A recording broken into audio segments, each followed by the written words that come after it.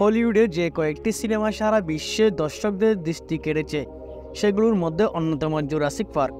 1993 সালে মুক্তি পেয়েছিল স্টিভেন স্পিলবার্গ পরিচালিত সিনেমাটি।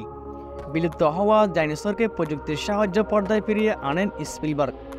গল্পে দেখা যায় প্রায় 6.5 কোটি বছর আগে পৃথিবী থেকে বিলুপ্ত হওয়া এইসব দৈত্যকার প্রাণী পৃথিবীতে ফিরিয়ে আনা হয়েছে ক্লোন পদ্ধতিতে, মানে ডাইনোসরের ডিএনএ ব্যবহার করে আবার তৈরি করা হয়েছে ডাইনোসর। সেগুলোকে নিয়ে একটি দ্বীপে তৈরি করা হয় বিনোদন পার্ক। আনুষ্ঠানিকভাবে উদ্বোধনের আগে কয়েকজন বিজ্ঞানীকে আমন্ত্রণ জানানো হয় পার্ক পরিদর্শনের জন্য, কিন্তু কিছু মানুষের ষড়যন্ত্রের কারণে ডাইনোসর বেরিয়ে আসে কাঁচা ভেঙে। 1993 সালে জুরাসিক পার্ক মুক্তির পর 71 বছর পেরিয়ে গেছে। এর মধ্যে প্রকাশ্য এসেছে এই সিরিজের 6টি সিনেমা। সপ্তম সিনেমাটিও প্রায় প্রস্তুত। ইউনিভার্সাল পিকচার্স গতকাল প্রকাশ করেছে এই সিরিজের নতুন সিনেমা জুরাসিক ওয়ার্ল্ড বিরাট এর ট্রেলার। গ্যারেথ এডওয়ার্ডস পরিচালিত এই সিনেমার চিত্রনাট্য লিখেছেন ডেভিড ক্রুয়েফ। জুরাসিক পার্কের প্রথম সিনেমা তৈরি হয়েছিল যার কাহিনী অবলম্বনে জুরাসিক ওয়ার্ল্ড।